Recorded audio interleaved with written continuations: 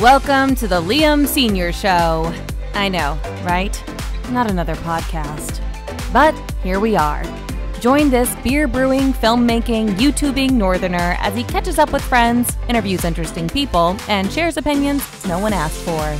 So humor Liam in this self-indulgent journey into podcasting. And don't forget to like, subscribe, and enjoy the ride. Hold on to your butts.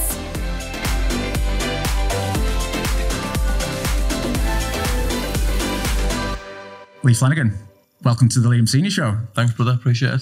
Thanks for fitting us into your busy schedule. I know you've got tons on at the moment, but you're certainly someone that I've been desperate to get on here. So, yeah, appreciate your time. How are you doing? You keeping well? Yeah. First of all, thank you. It's an honour to come on. You're very welcome. Good friend of mine. I hope you're well. Hope your family are well, and really impressed with it. And I'm happy for everything you're doing, mate. Oh, thank you, mate. And that's something that you've been like that since we've met. You've always pushed me to do more and always been really, really supportive. So yeah, thank you for that. Because I think without your push and guidance at the start when I first went self-employed, I don't know what I'd be doing now. So much appreciated. And your journey into business and what you're doing now has gone from, one extreme to another and has grown and developed, and it's just so impressive to see. So how's things with Bespoke going at the moment? What's happening? Good. First of all, thank you. I appreciate the kind words. Very well. Things at Bespoke are going.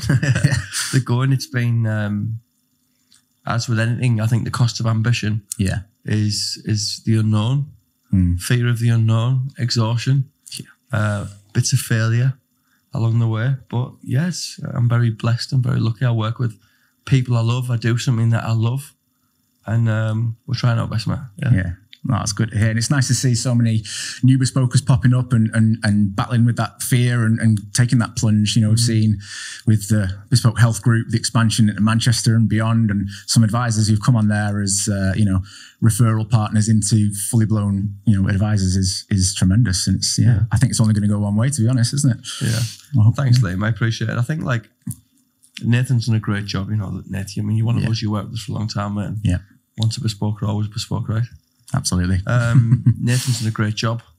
I'm very lucky. I'm surrounded by great people. And I think one of the biggest feelings of gratification I get from the role is if you look at Bespoke as a hub or a centre, it's not for everyone at all. No. It's certainly not for everyone forever. But people like yourself who've come in, added to the group on so many levels, will always be one of us and someone who holds with deep affection and have gone on to do really well in your career. And there's so many different stories like that. And that fills me, with joy and pride that, actually, there must be something decent amongst this group of people that so many success stories there. And it's nice to see people do well, right? Especially for a local company that didn't exist 7 years ago. So it's so many different offshoots now of people doing well, and to play a small part in that makes me quite proud.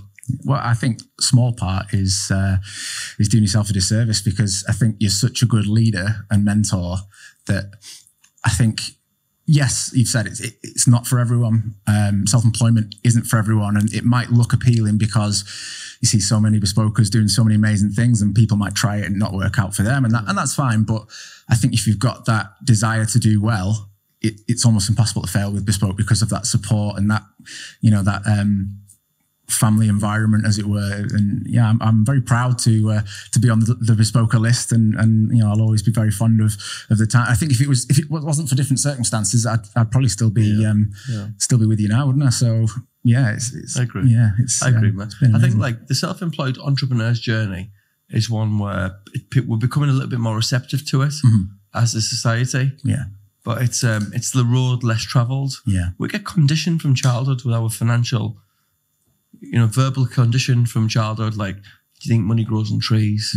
Get a good, safe job. And there's absolutely nothing wrong with getting a good, safe job, a 9 to 5, a pension, something that pays you sick pay. Yeah. Somewhere you can have the weekends off, you can switch off at 5 o'clock. But, being an entrepreneur is becoming more and more accessible, attainable. There's more infrastructure in place and more support for people to actually go and choose that route. Try and do something that they're passionate about and actually go on and be successful. So with the Bespoke brand, we're very lucky. We've had a lot of support. It's grown. And a lot more people are now going, I want to give that a go. But that comes with the track record. You want to with us right at the very beginning who come in and go, I'm going to take a chance on this one. And for that, I'm forever grateful and forever in your debt. Yeah. Oh, brilliant. Do you think that the pandemic perhaps has had some input on that because more people are working from home, or they got furloughed, or they lost their job?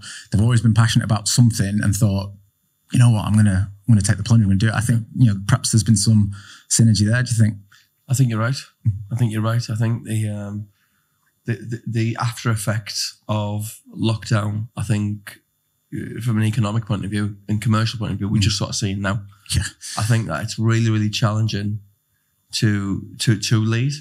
You've got to be really, really, really, really humble. You've got to be very open-minded. You've got to drop your ego, leave it at the door. Yeah. And to be a leader in this day and age is a challenge, because this working from home thing, we've all got our own view on it, but it's different. It's difficult.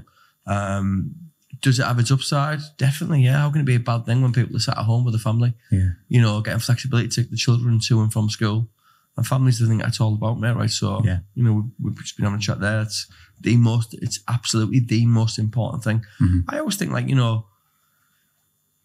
people's ambitions have changed somewhat, I feel. You get some people who think, I want to take over the world, and you get some people who go, you know what, I can actually work from home and I can just do enough to earn what I've done in another role. And both are fine. It's just accepting the reality of what it is, so. Yeah. More to come. Yeah, definitely. I think, you're right. We're only just starting to see the long-term or mid to long-term effects of what's happened. But I think the more employed people now are able to work from home, or even encouraged to work from home, does change that perception. And there's that responsibility. It's not, I want to work from home so I can play my Xbox or whatever it is and do it, get by. But I suppose you talked at the start about the safety of a job. And I suppose now you've got the people who, I want to do enough for me. You're right. I don't want to necessarily be number one in the world, but I want to be able to provide for my family at my, my comfort as such. So yeah, that's totally right. Comfort's the key word. People, we've become experts at just doing enough. Yeah, we've become experts at just doing enough to get by. Yeah, and there's a real danger attached to that. Oh, for sure. Because it's certain things we don't control, like the cost of living. Yeah. And that's rising. So just doing enough won't get you through this period. You're going to have to do just a bit more. And you literally are going to have to do that. So I think lockdown was what it was. It was a necessary evil I think we all needed to do. Yeah. I think it had some bad side effects like mental health issues, addiction issues. I think there's real social anxiety attached to a lot of people now. Yeah. And I think there's certain people who, I can just do enough to get what I want out of life. Yeah. But I think there's dangers attached to that. So great for anybody who's making it, because you always hear someone say, well, I think it's great. I'm working from home, back bedroom. Yeah. Never not wear my pajamas. It's brilliant. Like, good for you, fair play. But I think there's a real danger there for longevity and sustainability. No, yeah, absolutely. And when it comes to mental health, like you said, yes, there's been a lot of, a certain surge in mental health issues and people struggling. Yeah. But also, on the flip side, I feel like there's been a greater conversation about mental health. So yes, more people are struggling, but there's there's certainly more and more support available, and people are encouraged to talk about their mental health. And even if things change and mental health sort of plateaus back down and people are okay and the working world changes again, as long as that conversation about mental health and the impact it has continues, then that's at least something really good to come out of it all. Absolutely. Yeah. I think mental health is... I don't think we realised at the time what effect that would have on relationships, on mental health, and our own well-being, and our outlook. And I think so many different things got fed amongst that time. So, obviously I know we're going to speak about it in the moment, but, my mental health, looking back, like it was a difficult time for me. Yeah. I literally worked from 6 until 10 every single day, which is not unusual for me. But you literally, with this new thing called Zoom come out, and you were literally available from that time until that time. The only time you'd switch off was when you ran to the toilet or you went to bed. And it was just next day, and it was just so monotonous every single day. The availability was just never ending. And that's carried on. We've continued with that habit. I think it had a major effect. I don't only speak about myself, certainly on me. Yeah. I really struggled throughout that period. And my mental health was always linked to my addiction. Right. And it, on so many different levels, affected my addiction and actually fed it, and not in a good way. No. It fed my work addiction. Yeah. That's great. But yeah, to a degree. Yeah. To a degree, in my own head. Productivity-wise, great. But I'm thinking mental health-wise. No, you're right. I'm thinking in my own head, this is great, this. Yeah. I can do it. I literally, looking back, I thought I was invincible. We were doing things that had never been seen before. We were doing things as a company. And I was part of that had never been done before in our industry when it comes to the amount of families we were protecting, the amount of recruits we were doing, the events we were laying on. It was just a really, I look back at it, some points of it with fond memories. Yeah. But actually everything comes at a cost. And the pressure that brought was something that I wasn't, it's a spiritual illness addiction. Yeah. I wasn't ready to deal with that. And the after effects was an out of control addiction issue. Yeah. And that's something that you've had or has sort of affected your life for a long time, hasn't it? And it's great to see you on the journey that you're on now, because you're starting to talk more openly about it. You're starting to support more people who might be struggling in the same kind of way. And I think you've got a very, very important message, I guess, to be sharing with people, because your whole career started sort of coming out of a difficult time, wasn't it? Yeah. To say the least. Yeah, to say the least. Yeah. No, you're right, Matt. I think you're right. I think, obviously, I'm in the midst of just finishing off a documentary about my journey, about my journey to recovery. Yeah. With our friends, Wonderful, which I know you're big fans of. And we've just been having a chat there, which is great. Yeah. They did such a good job on the Underdogs documentary stuff as well. Thank you. That it's great to see that relationship grow and blossom, and they're able to support you with arguably the most important piece of work you're probably going to do your entire life. Probably. Well, as you put us together initially, I don't even remember that, the Hilton Hotel. We brought Clover over. Yeah. And we sort of felt each other out a little bit. Yeah. I think I said they were the bespoke of the film world. I think they were on equal. Yeah. If you guys need video, you guys need Wonder. Is my mantra. It was. You're right.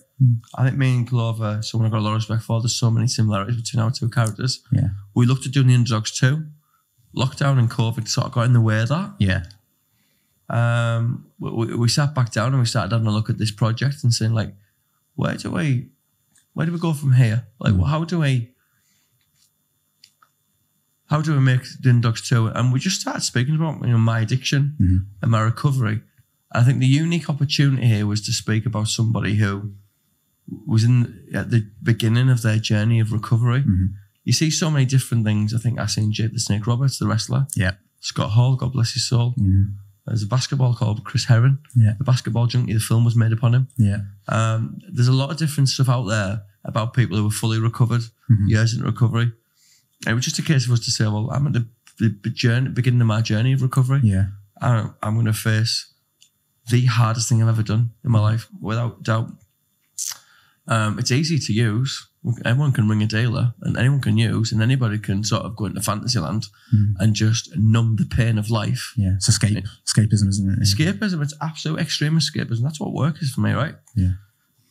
But to sit in it and go, I'm gonna tackle these feelings. I'm gonna sit in these feelings, and I'm gonna open up Pandora's box, and all of the madness and chaos that comes with that, and the hurt, and I'm gonna work through it. And we've captured that with Wonder Films. It's been hard to do. Yeah. When I entered the industry like 12 years ago, I'd overdosed 4 times. I don't know if you know this or not. No. Stuff that I'd sort of locked away and not told anybody. Yeah. One of them was a severe overdose. Right. Shirt ripped open, chest, rushed in an ambulance. Yeah. I was found in Ingleby in a pathway.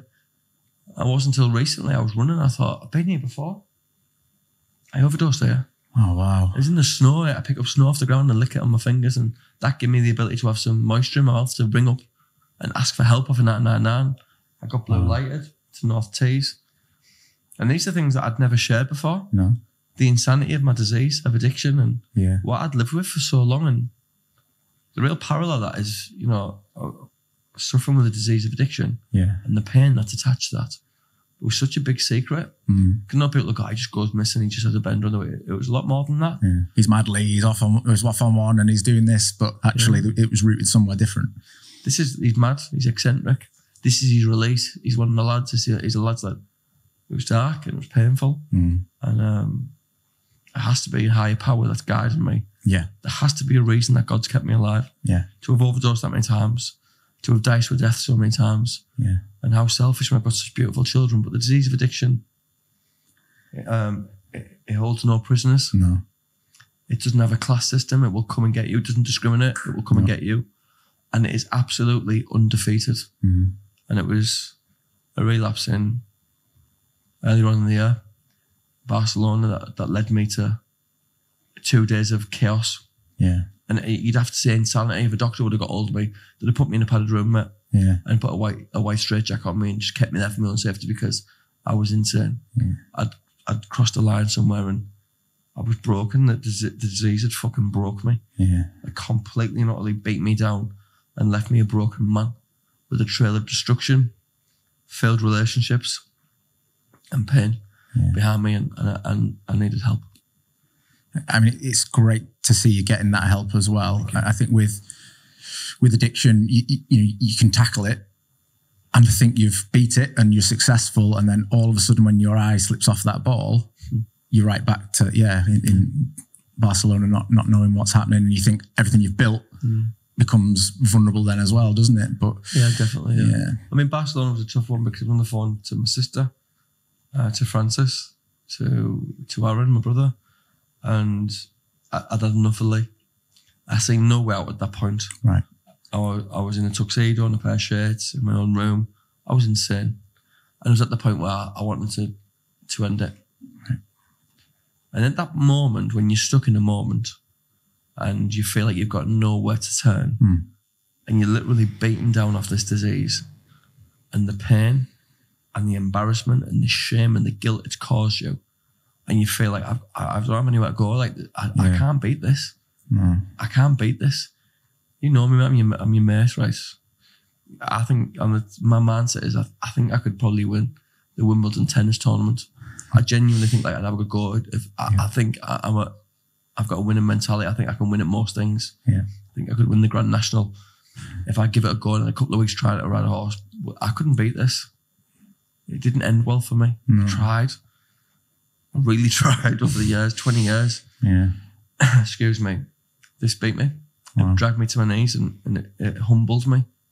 And it's a miracle that I'm alive. And just for today, I'll work the program. I'll listen to my sponsor. I'll pray.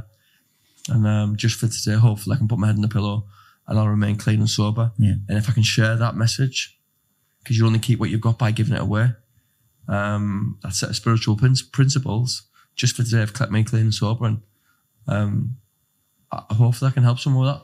Yeah, I think that's such a gift to have, and out of something awful, and it's really, it pains me to see you struggling, to know that even in the grand scheme of things, quite recently you've had that moment that I was completely unaware of, and it just shows that vulnerability, and that you are a human being, and you have something that makes things incredibly difficult for you. And you talked about wins and losses. It's so easy, I imagine, for those that have done well and beaten addictions or whatever it might be, to talk about how great things are and talk about all the great things they've done. But as you've said, with the documentary you're going to do and talking as you are now, people need to hear the other side when it hasn't gone well, even when you've tried and it's not gone well, because then people need to know, well, it's still not the end. Absolutely, mate. You're absolutely right. Because the achievements, we've won 30 national trophies in 7 years at Bespoke. And if you look at it's incredible. And some of the firms who we go up against, for want of a better term, or compete against, and I mean that in the most loving and respectful manner possible, are incredible firms, multi-million-pound, efficient operations, quite a few local. A lot of them right across the UK. Yeah. For us to have achieved what we've done, it is an amazing achievement. Probably won't happen again. Putting Teesside on the map as well. We're trying our best. Yeah. The amount of stars that have been born, the careers and the lives that have been changed amongst this thing. But you know what? Not one trophy I ever won, I've gone up and gone, brilliant. That feels good. Every single one of them made me feel like that big and that low. Is that it? And all that work, and this is what I've got out of it. You didn't see perhaps the bigger picture, or I felt more worthless than ever, Liam. No. I felt more worthless and useless, and lost than ever, more lonely than ever. I always thought winning things would fix me. Having some element of success, whatever you measure that, might fix you. Helping other people, all these things are nice. They definitely are.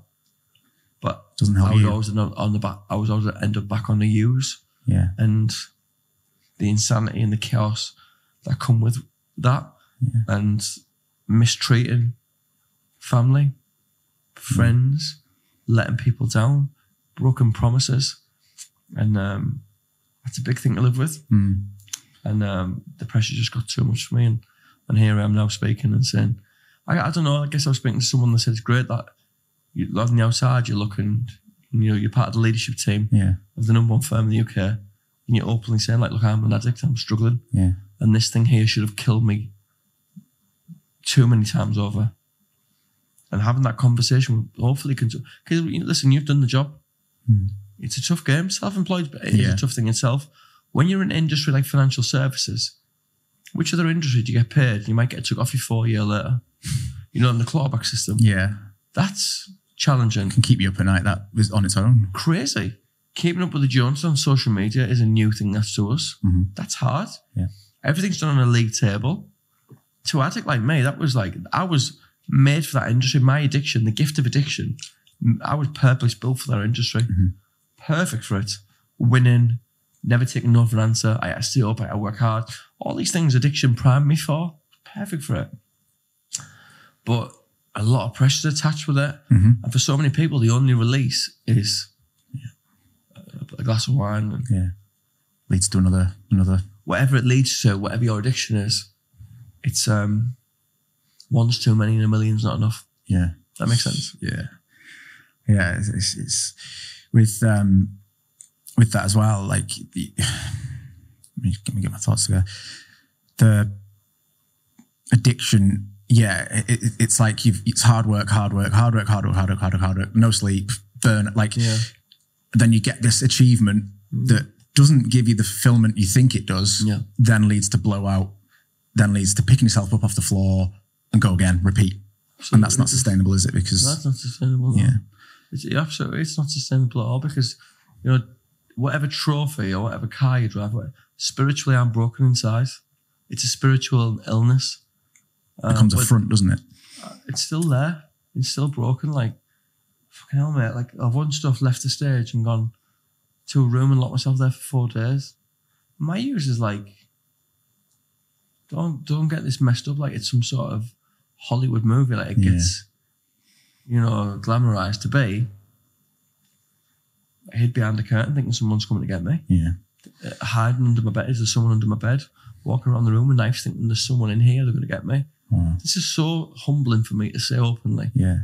The chaos and the madness that I've caused, the amount of failed relationships that I've got is absolutely down to this addiction, this disease. And I'm a father, and I need some help here. And this is why it was just really important for me to say, press the pause button. I need to get some help. I surrender. I'm powerless to this disease. It's made me insane. Please, can someone help me? And working the STEP program is the hardest thing I've ever done. But I want to be clean. I want to be sober. And I want to tell that tale. I want to help other people. Okay, you are clean. You are sober. God bless. I am. I'm everything I want to be. Everything you want to be. Just for today. Yeah, that's all you need. I want to be a good dad to my kids. And the gifts of recovery, like at the weekend, I'm doing things now and starting to feel things 4 months clean, this next week. God bless. And got the wrestling, the WWE with Kit last week. It's great to see. Never been that happy in my life. Wow. You know what makes me happy? When I get a message off Honey saying, do you fancy Nando's? And we'll go to Nando's together.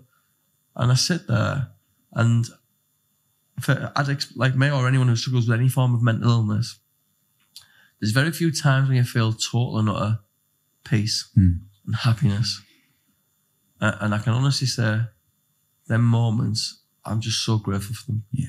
Because they've been few and far between for a tortured soul. Yeah. That's what I felt like at times. So I'm grateful right now. It's almost how you expect to feel when you get an award, a title, a trophy. Whereas actually it's those moments from family and loved ones and those that you care about, creating memories, that's what gives you that gratification, satisfaction, and hopefully, encourage you to keep going, because we hear all too much now about men and mental health and not opening up, not talking about it, bottling it up, getting to that same point thinking, I can't get past this, and feeling like there's no other way. And it's great to hear from your perspective how you've gone through it and what the good and the bad, but how bad the bad has been. That hopefully should give people some hope to know that, there's a direction to go. I mean, a mantra I've always lived with is it'll be all right in the end, because if it's not all right, it's not the end. Yeah. And I think that's the kind of mindset that's difficult for people in really low places to think, because you can only see the bad. I agree. Yeah. I mean, I'll just make a bold statement, right? I've got no factual evidence or data to back this up. But I've been around suicide. Mm-hmm. I've been around mental health. I've suffered that. Mm-hmm. I've been so close a number of occasions myself. Yeah. I think that drugs is more often than not linked. Okay, yeah. So when people are saying he did, I really believe that a lot of suicide or suicidal thoughts are linked to a form of addiction. Yeah.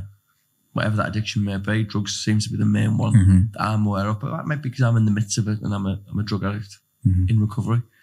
I know it ends, it doesn't end good. And by the grace of God, I'm still here, but I shouldn't be. So I just got to believe that a higher power's got a plan for me. I can live to tell tale, and the moments that I'm getting with my children now, I have feelings that I've never felt before. I'm like overcome with love and vulnerability and gratitude that I'm their dad. Yeah. It makes me cry just thinking about them or speaking about them. Because what happens is when you get clean is you start to have feelings again. Yeah. That's a good thing, but can be a really hard thing as well. Overwhelming, I'm sure. That's that. Well, I've struggled this weekend just out of nowhere. I got a bit of vertigo. Overcome with that much feeling. Yeah. I just lay down. I'm like, I don't know how to handle feelings because I've always just numbed them for 20 years. Yeah. I've just numbed them. That's a life sentence. I've numbed them away for 20 years. Yeah. If I'd have killed someone, I would have got a life sentence. I'd probably be out now. Yeah. It's yourself that you're having that impact on, isn't it? And you leave a trail of destruction for other people, mate. Yeah. So you've said a number of times to me, and it's something that stuck with me, is whatever you give away grows and multiplies. Yeah. Whether that's good or bad. So that chaos spreads throughout your life, the family, the people that you love. Whereas now the positive feelings that you're feeling and talking about and sharing, but also the lessons that you've learned and the chance or the gift that you believe's been given to you, you're doing something with that. Yeah. You're not just been, right, Lee, you know what, get up. You've got another chance. I'm not done with you yet. All right, I'll go and do this for me. But it's actually what you're doing and telling that story that, I hope there's one person who listens to this, hears your story and thinks, not today, I'm going to keep going. Yeah. Because that's your gift now. Yeah, I totally agree. And you've got to share that and spread it. I totally agree. I think what you share multiplies and grows. I believe in that. I believe by opening up and connecting with people is the only way we can really be open and honest and be comfortable and safe. Yeah. And saying, look, I don't feel okay. I'm struggling with this at the moment. And I don't know how to feel. I've got this anxiety and something's on my mind. Yeah. And it's not going nowhere. And I'm really worried it's going to take me to a dark place. And I do something stupid. Haven't we lost enough people? Haven't we seen enough? I'm going to talk about men. I'm having enough young men, fathers, sons, friends, brothers. No longer with us. Done something that's completely irreversible and tragic. And the only way we can stop that is to speak and be open and to say, I'm struggling right now and lose that stigma. Yeah, definitely. And there is a stigma to it. And it's something I'm really passionate about. I've had my own struggles with depression and anxiety and stress, probably. I think that's pushed and fed those because with my health and my career, the way it's gone, I've really struggled and I've had some low moments, but stumbled across some guys down in Lincoln who set up that Bro Pro UK, it's called the Brotherhood Project.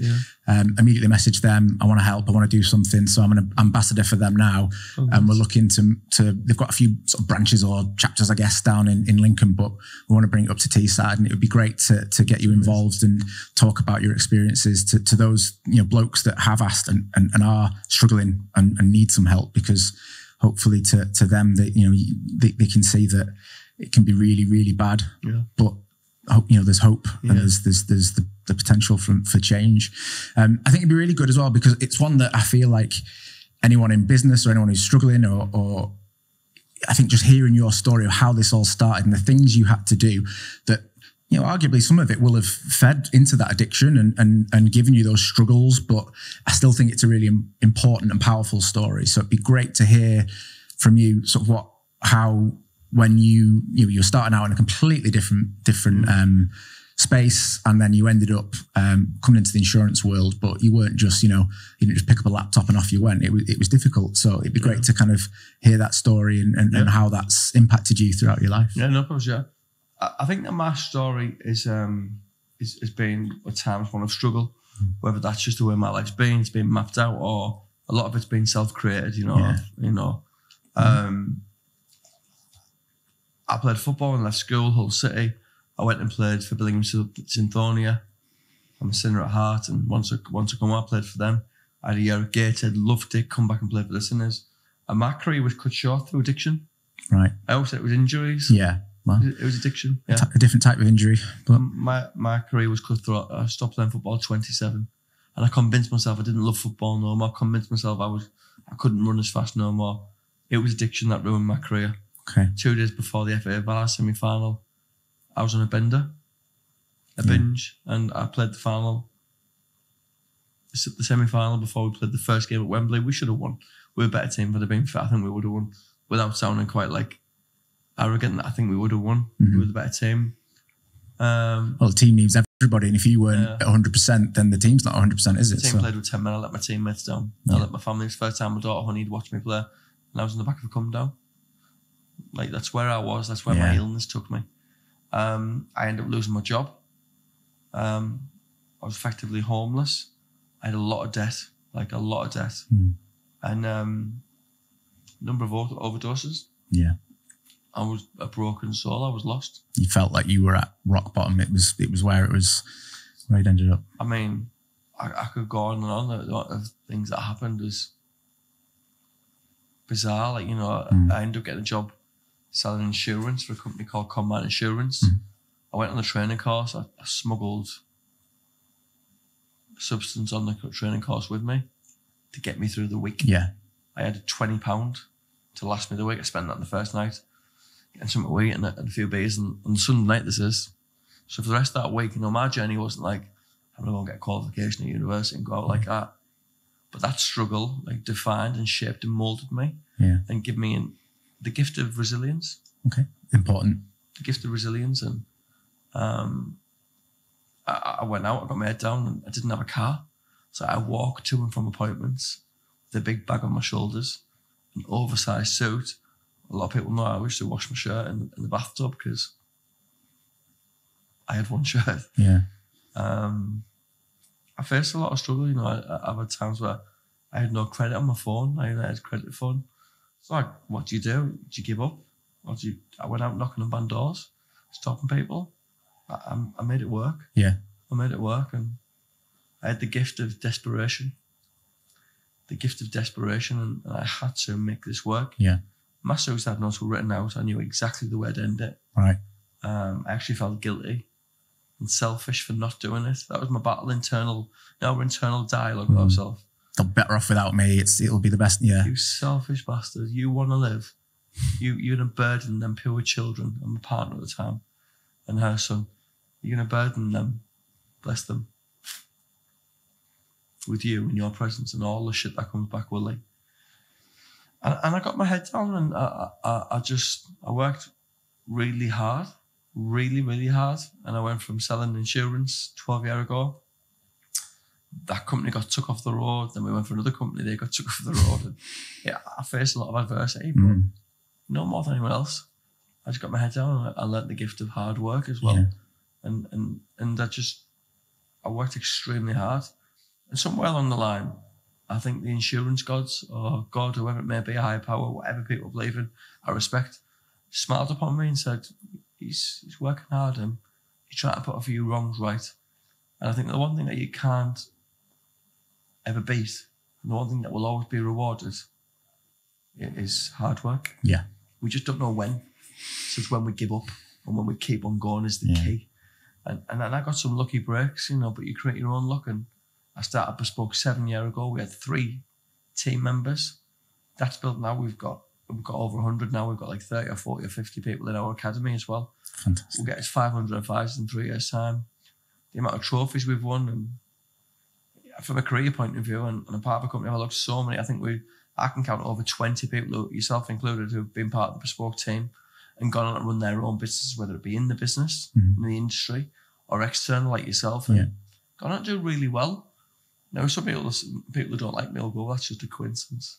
You can't take credit for that. I'm not taking credit for that. I'm just speaking the fact that these people worked at Bespoke and they've gone on to do really well. And I think that's something that Bespoke, the people at Bespoke, hopefully taught you at some point. Well, from my perspective, definitely. It's almost like the insurance itself, it is really a really important product and an area to be talking about, because I think we're one of a small number of countries that don't insist on it, that don't talk about it, that think it's insurance you're being sold, but actually there is that real importance to it.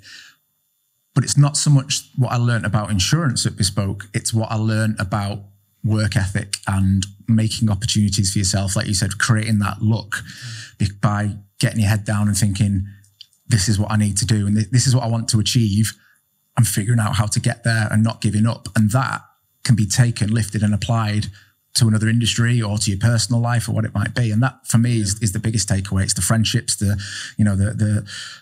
part of being part of that family. And, I think I'm still in the WhatsApp group, which I still duck in and out of every now and then because I love everyone. And that is so much more important than it is insurance. It could be anything.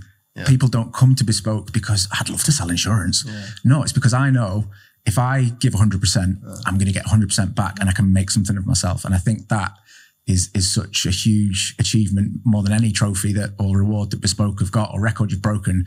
Yeah, whether it's those 20 people that have gone on to apply that in a different way, or the people that you're just coming on board now thinking, why didn't I do this 10 years ago? This is amazing. It's a fine balance. But for me, that's the real value that Bespoke can share with people and people can learn from. Because you guys have, you would argue them to be competitors, but it depends on your view. But you get other people from other companies in your industry coming across to Bespoke just to watch a training session or to learn something and think, these guys are doing amazing. And another, to quote another Lee Flanagan mantra, but success leaves clues.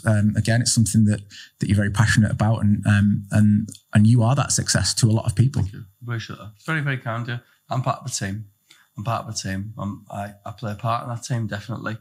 But it's been like going back them years, going on that training course with drugs on me, lost, suicide notes written out at home. If you told me then 12 years ago, this is where you'd be and this is what you've achieved and this is the friendships that you've created, I thought you'd be on the drugs that I was taking. Like, you couldn't, that's not a normal story. No. That's not a natural progression. So for that to have happened makes me quite, honoured to have played a part in that story, and the people I've met have been amazing, the memories that I've had. But I'm really excited to go to the next phase of my career and life. Yeah.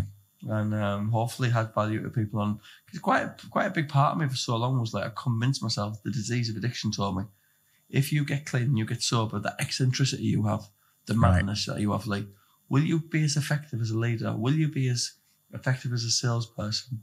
Will you be the same person? Will you lose something? Will you lose that hunger, that eye of the tiger, that desire? But you know what we're going to see? We're going to see. And a lot of people will probably like to say that it won't happen, but we'll see. I feel right now sharper, more rounded, more grounded, more humbled, more appreciative of the people around me and the opportunity I've got. And I feel like from a career point of view, I'm entering my absolute, my peak. Yeah. My peak right now. And I'd like to pass that on with many people as I can, from a mentoring role, from someone who's had a lot of experience in the industry, and hopefully add some value to them on their journey. Yeah. That's what we should do. Always look back and reach up and help people up, Yeah. Otherwise, what was the point? Yeah. And it's amazing when someone does that for you. Yeah. And hopefully that instills in you the desire to pass that on and keep that positivity and support going. So with the journey that you've been on and the positive sides that you're seeing now. When you spoke then about how that all started, washing your shirt in a bathtub, not a pound to your name, just battling on. As that started to grow, as you were thinking, I'm going to work hard and walk into appointments, very pursuit of happiness sort of start to your journey. How did at all your addiction follow you in those early stages, and how did you manage that? How did you work with it or against it? Or it tricked me. The more as you go on your journey, you think, I'm doing all right now. I've earned myself a little blowout. Yeah. But it would end up the same place, me in a not a good state, not a good place, and chaos. Yeah. Loss of control. Totally powerless to that disease, and it made me insane. There's not once I've used it where I've mastered that. Just thought I was a bad user. I didn't know I was doing it properly. And I eventually mastered it so I could get it right. Yeah. I couldn't use it. It's not for me. It beat me. Yeah. Absolutely beat me, hands down, obliterated me. So kids you're on, you think, well, I've earned that. I'm working now. Now I'm doing You can justify it to yourself, can't you? Just in my own head, I'm thinking, I'm okay now. I've earned it. I've worked. I'm doing all right. I need a blowout. You need a little blowout now and again, just to offload, just to relax a little bit. Listen, relaxing isn't that. No, that's not the definition of relaxing. And the more that you do okay, and whatever you measure success as, the more that you kid yourself on and you think, I'm okay with this. This is working. At some point, I used to think to myself, it'd kid me on. My disease would have such a grip on me, Liam. I'd say, I need a blowout here, because when I'm having a blowout, that's when all my best ideas come to me. It's the fucking illness. That's the disease tricking me. And it had me all along throughout the full thing, just at different stages. It had a tighter grip on me. And what you do is you look at rose-tinted glasses, so you think like, well, I'm not using like I used to. I'm not using heroin. Yeah. So I'm okay now. Yeah, I'm trying. I'm making an effort. Come on. Now I'm making money. At least I'm not doing it all the time. It's just a blowout, and every single time you decide to use, you're dicing with death, and you leave a trail of destruction and chaos behind you. You just do, or I certainly did. So it followed me throughout, and so in some ways, to achieve anything that we've achieved with that madness going on makes it a bit more. Wow. Yeah. Did we do that? Does that make sense? Yeah. Well, it comes with, you're able to sit here now and look backwards and break that apart and dissect it into what was working, what wasn't. Power of hindsight is amazing. You're talking about addiction. Yeah. But at the time, you didn't know it was addiction. Yeah. You didn't think, it's my addiction, I'm addicted, I'm this. You're thinking, it's fine, I could stop if I wanted to. I enjoy it and I've earned it here, or I've done this, so I can have do a bit of this. Yeah. But because at the time, you didn't know it was addiction. I didn't know it was addiction, no. I didn't know it was addiction. It was a blowout. Somewhere along the line, I realised it was addiction. Yeah. I've just gone off the rails, it's fine, I'll get back on. Absolutely. I ended up with a moral deficiency. Did things that were completely unacceptable. And I mistreated people who I loved and cared for. I was incapable of love. I didn't love myself. And I'm not in any way blaming the drugs for my behaviour. But I had an effect, I did. And I hurt people, I let them down. The disease had a tight grip on me for a 20-year period. But I'm grateful that just for today, I'm clean and sober. And one day at a time. In a program, one day at a time. And the notorious OD-AAT. Little bricks build big castles as well, as you're always saying. It's not about getting through the year or doing this there. You might have business goals for the end of the year, but step by step, day by day. If you go to bed, you close your eyes, and you've got through the day, you've helped people, or you've done this, you've done that. Yeah. Right, let's give it another go tomorrow and not put that pressure on yourself. Yeah. Really interesting, mate, because so many people, I hear these business gurus and experts and like, what's our 5-year plan? And I'm thinking, 5 years? Like, let's just get through today. Yeah. And it baffles me. I'm thinking, I've got goals and I've got things on my vision board that I'd like to achieve, dreams that I want for me, my children, and the people around me. But to plan 5 years ahead, I'm like, whoa, I don't know how I'm feeling tomorrow. You don't know what the world's going to be like in 5 years. You look at technology, pandemics, whatever it might be. Absolutely. So for me, I think it's important to have goals. It's really important to have big goals and big dreams. I've short, measurable. Yeah. I don't want to say realistic because I don't think goals should be realistic, but measurable goals that you can say, can I achieve that? That's going to push me way out my comfort zone. Yeah. That's a good thing. Yeah. And all them little things should be on the pathway to what your greater goal is, your bigger goal. But living one day at a time has been quite a unique way of living and completely refreshing way for me to sort of live my life. Yeah. A lot different to what you've been taught perhaps, or what you've lived by from there. Yeah, just madness, because I think as a leader, you're managing a continuum of change constantly. You've got the past, and the two axes are past to present, present to future. And we always look at the past to predict the future, rightly so, but we're looking back with rose-tinted glasses, or we're reading history. History only tells us it was only written by the victor as well, right? There's always a different narrative there, at least one. So I think to enable and disrupt a marketplace, you need three things: character, courage, but a real strong vision. Yeah. And when you're at home with your heart about what you want to achieve, personal, business, for your people around you, you're doing it with good intentions, you'll be all right. Yeah. You'll be all right, man. Oh, that's good to hear. Good to hear. There's so much we could talk about and to delve into, but most importantly, it's just nice to see you looking well. Thanks. and trying to work at anything and everything to get yourself to where you want to be and achieve those goals, whether it's business, family, or whatever it might be. So, real credit to you, because it's not happened by accident. You've not been lucky to get to where you are now.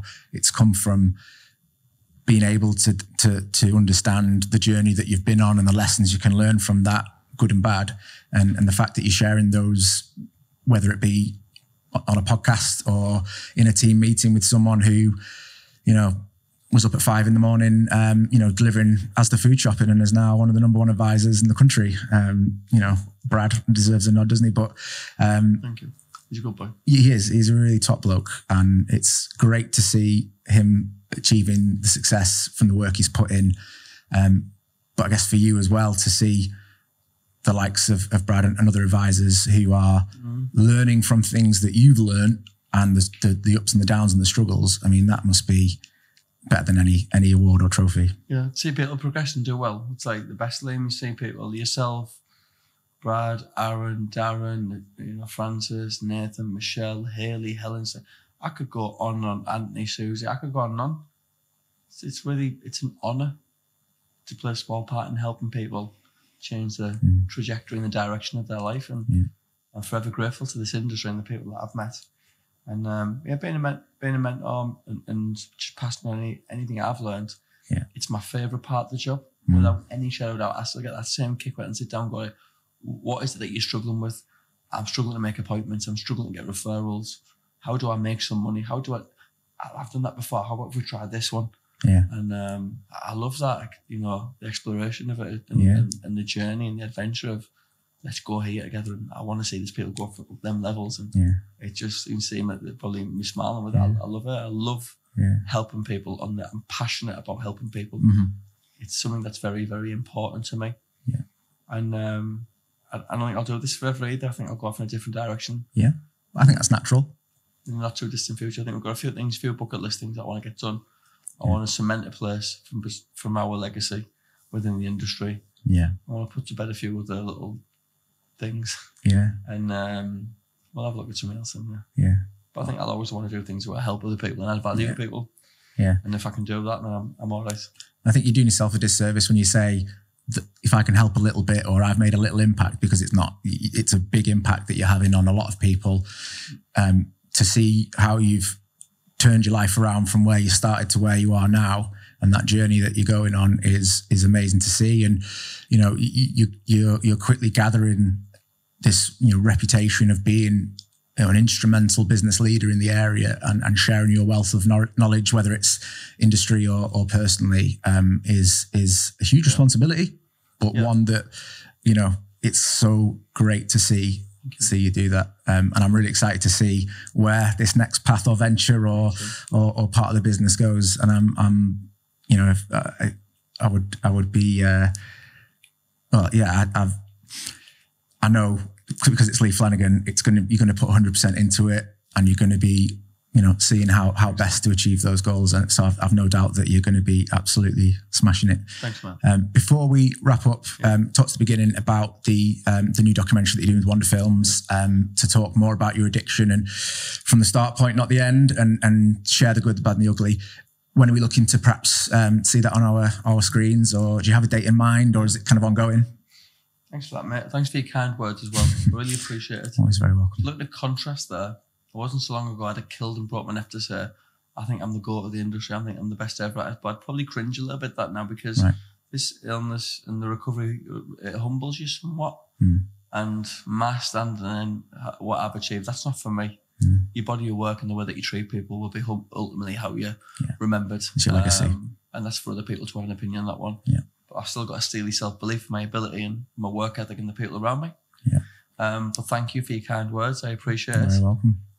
I leave it for other people to sort of judge what impact I have, and that's cool. The documentary itself, like I say, you're at the premiere, please. 100%. I would not miss it. Yeah. Thank you. I appreciate that. I think we're looking at a December date. Really vulnerable. I've got so many mixed feelings about this one. Yeah. I sit in front of people being interviewed, and I didn't realise for a long period of time that certain people around me would call it Lee Watch. And I fell off a wagon. Right. And Lee Watch would just mean that Lee didn't kill himself. Right. Or go too far. And it would just be go to a house. You won't even know you're in the house. Go downstairs and just make sure he doesn't do anything too daft. And we stop him. Well, amazing to have a support network like that, because there's a lot of people that love you and want to help and want to see you do well. And, again, if I can play any small part in that, then, I absolutely will. And I'll be really, I guess excited's the wrong word to say. I'm not excited to see the documentary.